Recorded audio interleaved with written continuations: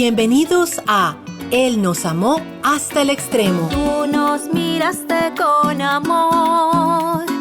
Él nos amó hasta el extremo. Conducido por Monseñor Felipe de Jesús Esteves. Queridos fieles, aquí Monseñor Felipe de Jesús Esteves, obispo emérito de San Agustín. Un gusto en estar con ustedes en este programa que Radio Paz hace posible y todos los bienhechores de Radio Paz.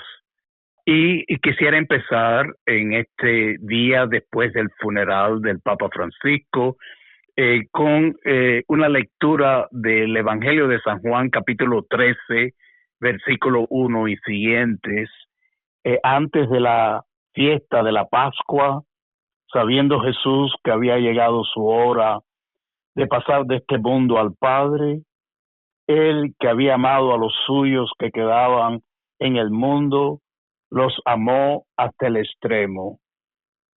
Durante la cena, cuando el demonio ya había inspirado a Judas Iscariote, hijo de Simón, el propósito de entregarlo, sabiendo Jesús que el Padre había puesto todo en sus manos y que Él había venido de Dios y volvía a Dios, se levantó de la mesa, se sacó el manto y tomando una toalla, se la ató a la cintura, luego echó agua en un recipiente y empezó a lavar los pies a los discípulos y a secárselos con la toalla que tenía en la cintura.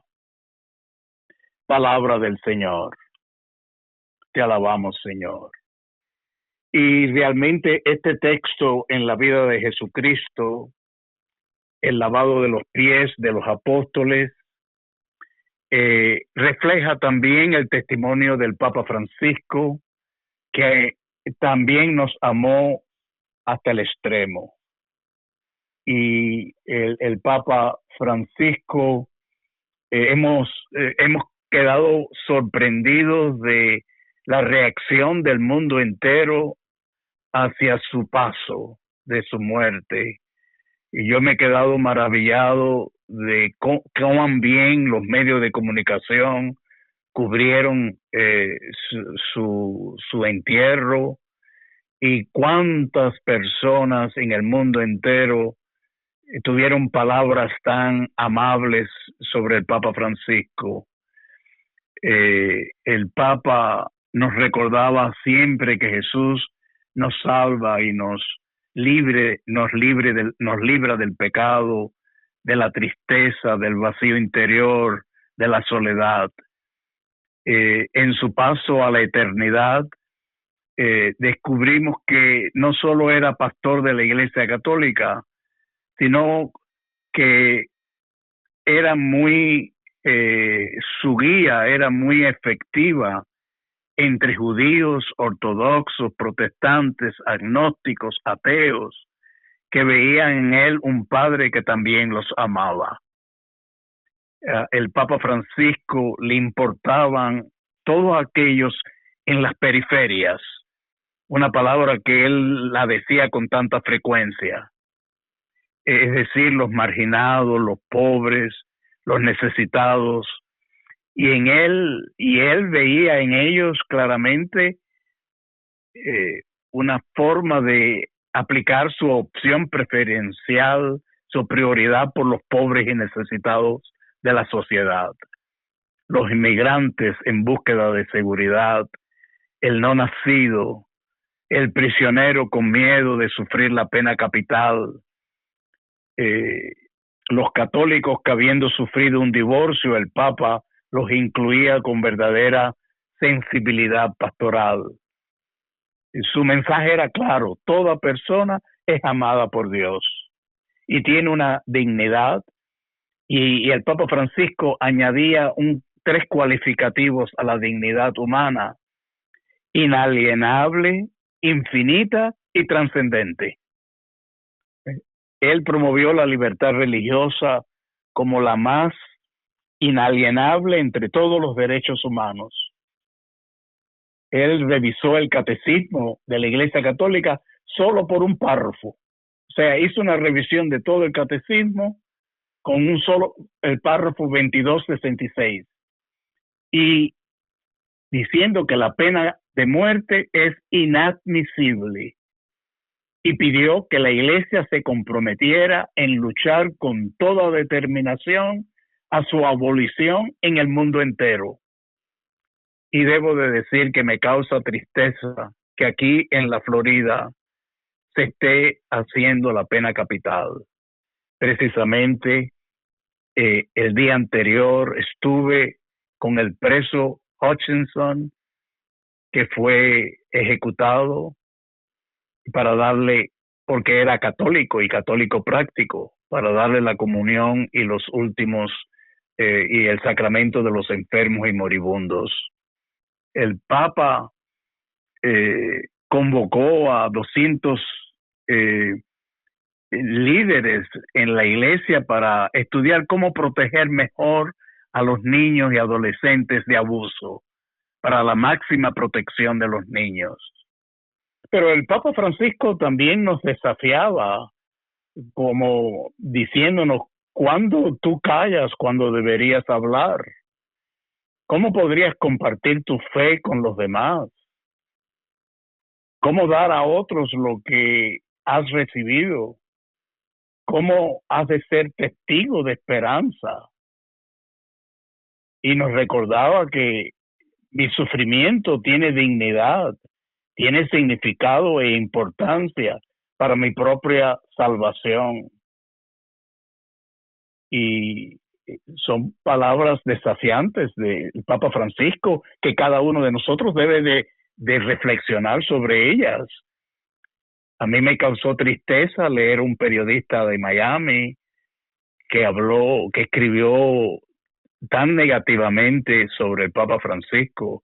Realmente me sorprendió, porque es verdad que el Papa Francisco pasó por Cuba y yo creo que yo vi más bien la humildad del Papa Francisco de no pronunciarse de cualquier forma sobre la situación terrible del país por el comunismo.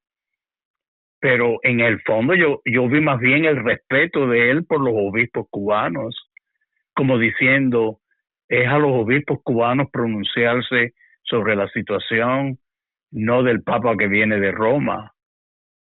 Yo lamenté mucho que ese periodista de Miami tuviera un escrito tan negativo sobre el Papa en este tiempo en que estamos celebrando misas por el bien de su alma. Y el Papa Francisco nos dejó por escrito textos muy importantes. El primero fue La Luz de la Fe, que lo escribió precisamente en el mismo año que fue elegido, 13 de marzo de 2013, y él dijo que era un escrito con 4 manos al piano, las 2 de Benedicto y las 2 de él, porque ese texto, La Luz de la Fe, ya estaba escribiéndose. El Papa Benedicto XVI, su predecesor, y ya estaba escribiendo sobre este texto, y el Papa Francisco lo terminó, lo editó y lo publicó. Y lo publicó el 5 de julio de 2013. O sea, de marzo a julio salió este texto. También escribió el 24 de mayo del 2015, quiere decir 2 años después, escribió Laudato Si, que ha tenido un impacto grande en las universidades, en los centros de estudios del mundo entero, sobre el medio ambiente, sobre el desarrollo sostenible. De hecho, yo estoy con un grupo de sacerdotes aquí en la diócesis de San Agustín, que estamos estudiando Laudato Si todos los meses, o sea que tiene un rico contenido. El 3 de octubre del 2020 publicó Fratelli Tutti, Hermanos Todos, sobre la amistad y la fraternidad con todos.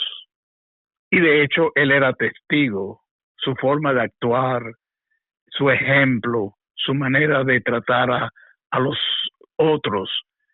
Es un fratelli tutti, un hermano de todos.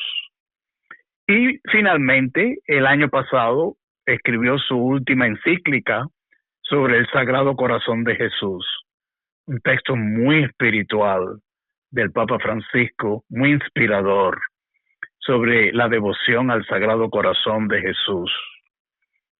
Y podemos decir que en el fondo él tenía un gran amor también por San José Obrero, que el Jubileo de la Esperanza, que fue casi como la última iniciativa del Papa Francisco, este Jubileo de la Esperanza en el cual estamos, y el 3 de mayo tenemos el jubileo a San José Obrero. Y San José Obrero a mí me inspira mucho lo que San Juan Pablo II escribió sobre San José Obrero como un modelo de trabajo, de santidad y paternidad. San Juan Pablo II consideraba que el trabajo de San José era una forma de santificar su vida diaria y de contribuir al bien común. Además, San José era para él un ejemplo de cómo los padres pueden servir a la persona y misión de Jesús. San Juan Pablo II destacó la santidad de la vida diaria de San José, que se puede lograr a través del trabajo y la santificación. Porque para San Juan Pablo II, el trabajo como el de San José era una forma de santificar la vida diaria y contribuir al bien común. Yo he oído, el trabajo es un castigo. No, el trabajo no es un castigo.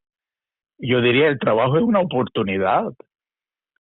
San José ennoblecía el trabajo manual y permitía a la Sagrada Familia participar en el proyecto de salvación.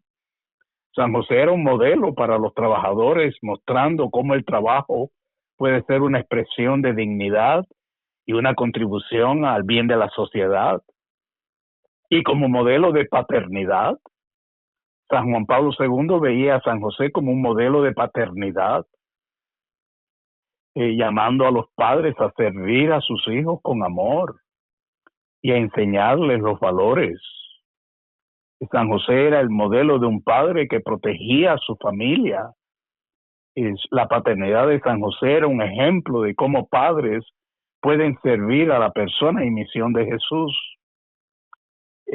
Sí, Juan Pablo II destacó la santidad de la vida diaria de San José y el valor del trabajo como santificación y servicio, y la importancia de la paternidad como un modelo para todos los padres.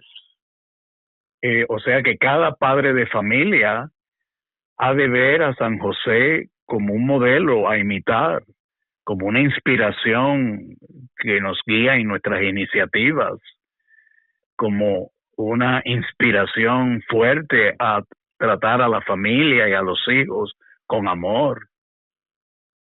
San José Obrero, y a mí me gusta mucho las imágenes de San José que él tiene en sus manos como un instrumento de obrero, de trabajo, de carpintería. Y imágenes que uno ve a San José con el niño Jesús en el taller de trabajo, es una imagen muy, muy bella, muy inspiradora. San José con el niño Jesús, pequeño, pero estando en su taller de trabajo. También tenemos en este jubileo, tenemos el jubileo de las personas con discapacidad. Yo soy un discapacitado. Después de mi retiro de obispo, tuve una infección en el dedo gordo de mi pie y esa infección subió para arriba y me tuvieron que imputar la pierna, pero puedo caminar gracias a la prótesis que me permite caminar y desplazarme, así como el Papa Juan Pablo II, el Papa Francisco en su silla de rueda no era un obstáculo para él moverse y en un viajar en su silla de rueda, lo cual es un ejemplo que la persona discapacitada no debe de ser marginada. Al contrario, debe de participar activamente en la vida de la sociedad y de la iglesia. Y el Papa Francisco nos dio un ejemplo con su silla de rueda, no impedía su ministerio apostólico. Y inclusive la última imagen que tenemos de él, vino en su silla de rueda a la plaza de San Pedro el día de Pascua para bendecir a los fieles allí en la plaza de San Pedro, que yo creo que es la plaza más bella del mundo, que Bernini la dibujó, la planificó. Y yo creo que esa sensibilidad a las necesidades y limitaciones físicas, intelectuales o sensoriales, hemos de tratar a las personas con discapacidad con cariño, con respeto y dignidad. Y el Papa Francisco decía, ustedes son mis amigos, y debemos de facilitar la máxima participación de las personas con discapacidad en la misión de la iglesia y buscar su bienestar espiritual y tratarlos con naturalidad, y a los que tienen atrofia muscular, y siempre incluir a los sordos, a los niños con síndrome Down, y mejorar la accesibilidad en los edificios.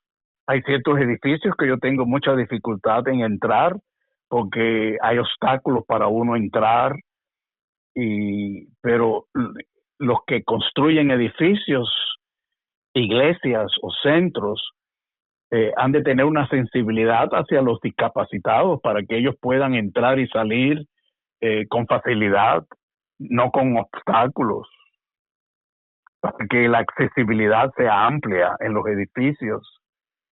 Y debemos de afirmar a todo aquel que está discapacitado, personas con epilepsia, personas ciegas, personas sordas, incluirlos todos en la vida de la iglesia y de la sociedad.